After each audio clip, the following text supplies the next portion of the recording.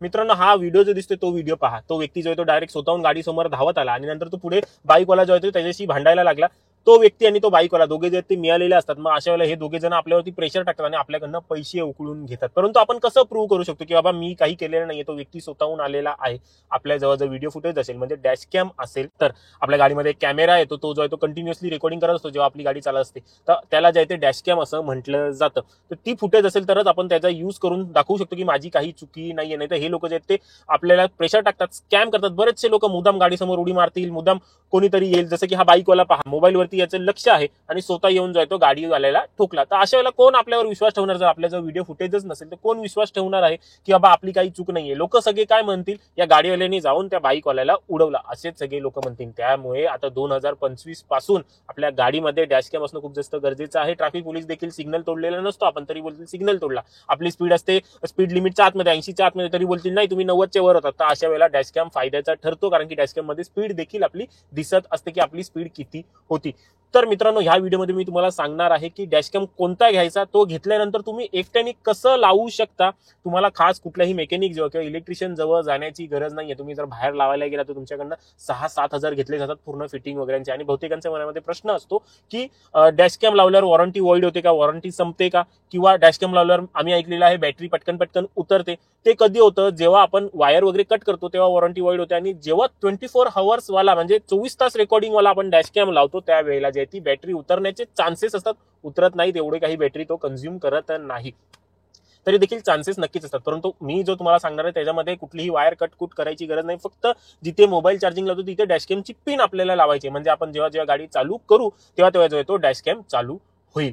आता मी आपल्या ह्या गाडीमध्ये लावत आहे, इग्निस मध्ये लावत आहे आपला नेक्स्ट डिजिट्रॉनचा जीपीएस वाला जो आहे तो हा डॅशकॅम. ह्याची डिस्काउंट वाली लिंक हवी असेल खाली तुम्हाला डिस्क्रिप्शन मध्ये किंवा कमेंट सेक्शन मध्ये मिळेल. हा जीपीएस वाला आहे म्हणून हा थोडासा महाग आहे. परंतु जर तुम्हाला विदाउट जीपीएस वाला पाहिजे असेल तर क्युबो वाला जो मी आपल्या नेक्सॉन गाडीमध्ये लावलेला आहे तो जो आहे तो, जेव्हा मी तो व्हिडिओ बनवला तेव्हा 2,500 होता, आता जो आहे तो 3,000 मिळत आहे. मध्ये 3,500 देखील झालेला होता, परंतु आता जो आहे तो 3,000 मिळत आहे. तर लवकरात लवकर तो जाऊन घ्या प्राइस वाढण्या अगोदर. परंतु जर तुम्हाला जीपीएस वाला हवाय तर तुम्ही हा घेऊ शकता. जीपीएसचे फायदे असतात, स्पीड वगैरे दिसून येते, आपण कुठल्या कुठल्या एरियात गेलेलं ते सगळं मॅप मध्ये वगैरे दिसून येते. म्हणून ह्या गाडीसाठी मी जीपीएस वाला घेतला, तिच्यासाठी नॉर्मल वाला घेतलेला आहे. ते ह्याच्यामध्ये काय काय मिळतं, हा कसा लावायचा, कसा फिट करायचा, कशी याची सेटिंग करायची, सगळं ह्या व्हिडिओमध्ये सांगणार आहे. A to Z व्हिडिओ पहा आणि ह्या पुढील व्हिडिओ जे येते या बॉक्समध्ये काय काय येतं आणि कसं आपल्याला लावायचं आहे त्याबद्दल. तर मित्रांनो, हा असा काही बॉक्स येतो आपल्या ह्या कॅमेराचा. ह्याची डिस्काउंट वाली लिंक हवी असेल तर खाली डिस्क्रिप्शन मध्ये किंवा कमेंट सेक्शन मध्ये मिळून जाईल तुम्हाला डिस्काउंट वाली लिंक. आणि सगळ्यात महत्त्वाचा भाग म्हणजे हा मेड इन इंडिया प्रोडक्ट आहे आणि आपल्या पुण्यामध्ये हा बनतो. हा बघा, हा मेड इन इंडिया आहे आणि हिंजवडी रोड पुणे इथे यांचं मेन मॅन्युफॅक्चरर यांच्याकडे होतं आणि कस्टमर सपोर्ट यांचं ऑफिस वगैरे देखील तिथेच आहे. तर असा काही हा प्रोडक्ट आहे. ह्याची खास बात म्हणजे हे बघा 2K आहे, त्यासोबत सुपर नाईट विजन आहे, कॅपॅसिटर चांगला आहे, ह्या सगळ्या गोष्टी आहेत. आणि स्मार्ट व्हॉइस कंट्रोल आहे. तुम्ही सांगितलं फोटो खेच किंवा व्हिडिओ रेकॉर्डिंग घे आताची, सेव्ह करून ठेव सेपरेटली, ह्या सगळ्या गोष्टी आहेत. आणि सगळ्यात महत्त्वाचं म्हणजे जीपीएस आहे. याच्यामुळे काय होतं, आपली लोकेशन वगैरे ट्रॅक देखील होते, आपण कशी ट्रिप घेतलेली आहे ते दिसतं आणि स्पीड देखील दिसते ह्याच्यामध्ये. कधी जर आपल्याला ट्रॅफिक पोलीसवाले बोलले की तुम्ही ट्रॅफिक नियम तोडलाय, तुमची स्पीड जी आहे ती ह्या रस्त्यावरती नियमाच्या बाहेर होती, तर तुम्ही व्हिडिओ फुटेज दाखवून जे त्यांना सांगू शकता ही पहा, ही स्पीड एवढी होती माझी याच्यामध्ये. तर असं काही आहे. याच्यामध्ये काय काय भेटतं ते पाहूया. असा काही हा बॉक्स येतो आणि हे असं ओपन केल्यानंतर हा जो आहे हा कार्ड आहे, काय काय ॲप वगैरे डाउनलोड करण्यासाठी आणि हे कसं लावायचं वगैरे ते सगळं सांगितलेलं आहे. तुम्ही डायरेक्टली फक्त हे देखील लावू शकता. आणि हे वॉरंटी कार्ड देखील आहे, 12 महिन्याची वॉरंटी. हे सगळं आहे, हे साईडला ठेवूया. आणि हे पाहिलं तर हे 12 वोल्टच्या सॉकेटमध्ये लावण्यासाठी हा हे मिळतो. हे जर तुम्ही 12 वोल्टच्या सॉकेटमध्ये लावलात आणि इथे ही वायर जी ती पहा, फार लांब लचक अशी वायर मिळते. ही वायर जर इथे लावलीत, जर तुमच्याकडे ऑलरेडी हे असेल तर हे लावण्याची गरज नाही, नसेल तर तुम्हाला प्रोव्हाइड केलेलं आहे. वायर देखील लांब लचक आहे, ती कॅमेरामध्ये लावायची असते. ह्या सगळ्या गोष्टी आहेत. आणि हे जे आहे हे चिपकवलेलं हे काढण्यासाठी पहा, 3Mचे डबल टेप दिलेले आहे, एक कॅमेरा देखील लावलेला आहे. आता आपण कॅमेरा पाहूया. असा काही हा कॅमेरा आहे. हा काही असा कॅमेरा येतो. इथे देखील डिस्प्ले आहे, हे माईक स्पीकर वगैरे आहे, हे वायफाय जेव्हा आपण ॲप कनेक्ट करतो त्यासाठी. आणि ही इथे जी आहे ती ह्याची लेन्स आहे इथे. ही लावल्यानंतर वगैरे आपण काढूया. तर हे काय काय मी तर क्वालिटी पाहू शकता, क्वालिटी फारच छान आहे. माझ्या त्या नेक्सॉन गाडीमध्ये जो आहे तो क्युबोचा आहे, त्याच्याबद्दल देखील व्हिडिओ बनवला, पण त्याच्यापेक्षा ह्याची क्वालिटी जरा चांगली वाटते. मजबूत चांगल्या क्वालिटीचं प्लॅस्टिक वापरलेलं दिसतं आहे. आणि इथे जे आहे ते मेमरी कार्ड टाकण्यासाठी जागा, आणि ही USB-C ने हा ऑपरेट होतो. याला लावणं फार इझी आहे. आता हे कसं लावायचं ते देखील पाहूया. आता मित्रांनो, तुमच्या समोर हा डॅशकॅम मी लावून दाखवतो. याला लावणं काही मोठा कम्प्युटर सायन्स नाही आहे, अगदी इझी आहे, तुम्ही देखील लावू शकता.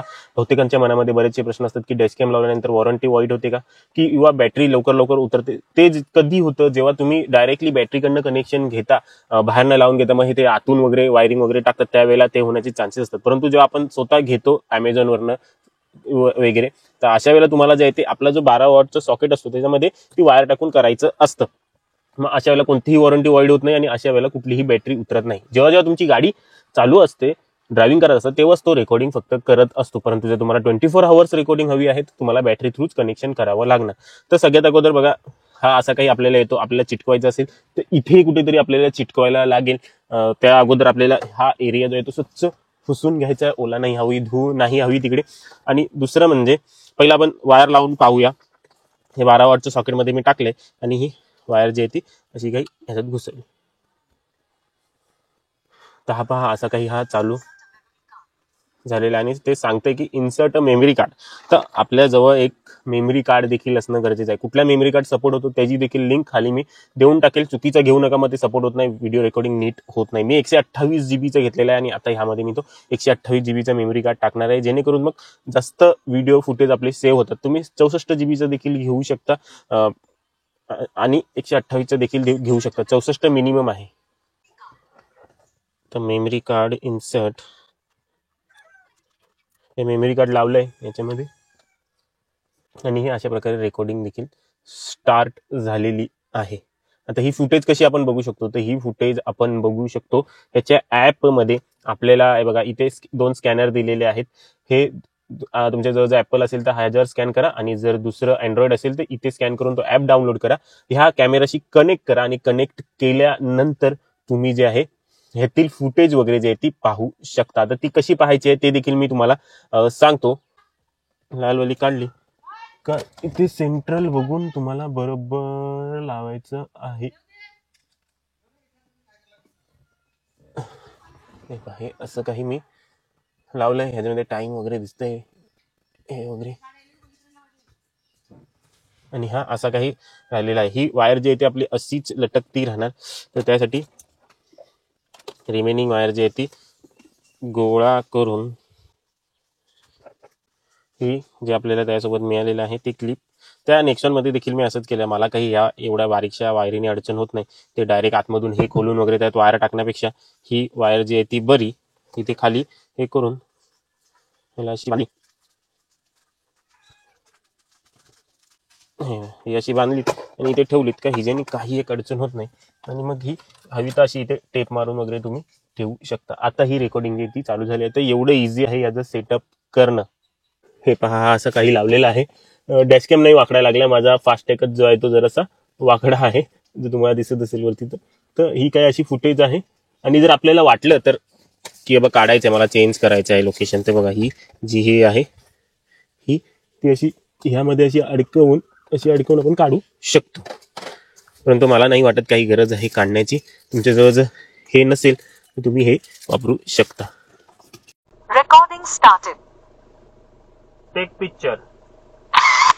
बघा, असं जेव्हा मी बोलतो तर तो फोटो ऑटोमॅटिक घेतो.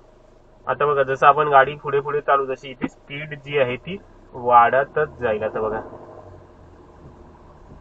स्पीड जी आहे ती आपली गाडीची स्पीड किती आहे ती याच्यामध्ये दिसून येते. आणि मित्रांनो, आता जी फुटेज दिसते ती तुम्हाला डायरेक्ट कॅमेरातून रेकॉर्ड केलेली मी सेव्ह केली मोबाईलमध्ये, आणि ती तुम्हाला मी दाखवतो आहे. आणि आवाज देखील आता डॅशकॅमचाच आहे. तुम्ही पाहू शकता की आवाज कसा येतो आहे. ही काही आपली फुटेज क्वालिटी आहे. तर नाईटची फुटेज क्वालिटी हवी असेल तर ती देखील मी ऍड करतो. तर पुढे येणार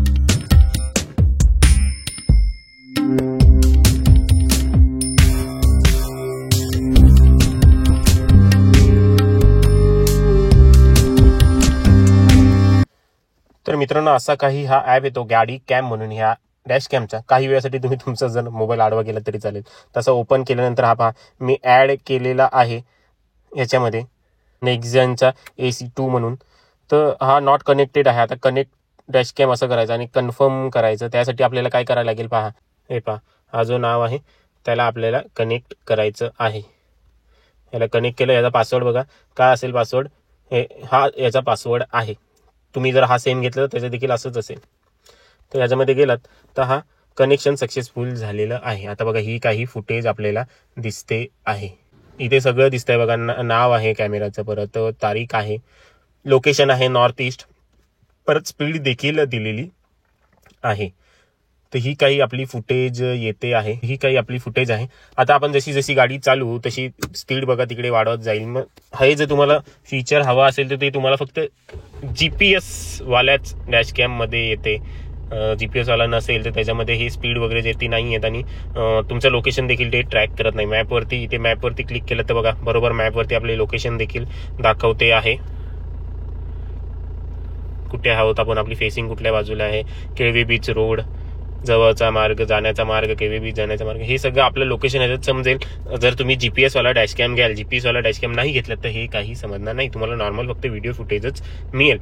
तर आता हे चालू केल्यानंतर याच्यामध्ये बरेचसे फीचर आहेत. रेकॉर्डिंग स्टॉप झाली, स्पीकर व्हॉल्यूम वगैरे, ही बघा ही रेकॉर्डिंगची quality, speed watermark, logo watermark, GPS coordinate, voice control on आहे, कॉलिजन सेन्सिंग जे आहे ते आपण हे करू शकतो. हे सगळं जे आहे ते याच्यामध्ये दिलेलं आहे. खूप साऱ्या सेटिंग जे आहेत ते आहेत. लॉग द व्हिडिओ, तर अशी काही ही व्हॉइस कमांड देखील हा सपोर्ट करतो. फार चांगला डॅश कॅम आहे आणि फुटेज देखील तुम्ही पाहिलेली आहेत. याची लिंक हवी असेल तुम्हाला तर त्याची लिंक तुम्हाला मिळेल खाली कमेंट सेक्शन मध्ये आणि डिस्क्रिप्शन मध्ये. आणि लावणं किती सोपं आहे तुम्हाला मी तुमच्या समोर जे आहे ते करून दाखवलेलं आहे. फक्त ही वायर जी आहे ती काही अशी इथे अटकून राहील. परंतु जर तुम्हाला आतून टाकून हवे तर तुम्ही एक्स्ट्रा खर्च करून ते करून घेऊ शकता. तुम्हाला हा नसेल डॅश कॅम घ्यायचा, दुसरा विदाऊट GPS वाला घ्यायचा असेल त्याची देखील लावायची पद्धत जी आहे ती सेमच आहे. फक्त तो थोडा कमी 3000चा मिळतो, हा 5000चा मिळतो. तुम्हाला जर तो हवा असेल तर तुम्ही तो देखील घेऊ शकता. काहीच नसण्यापेक्षा काहीतरी असलेलं बरं. तर मित्रांनो आपल्या आजच्या व्हिडिओमध्ये एवढंच. अजून काही प्रश्न असतील खाली कमेंट करून विचारू शकता. अजून काही मदत हवी असेल तर तुम्ही नक्कीच मला विचारू शकता बिनधास्तपणे. मी तुम्हाला नक्कीच मदत करण्याचा प्रयत्न करीन.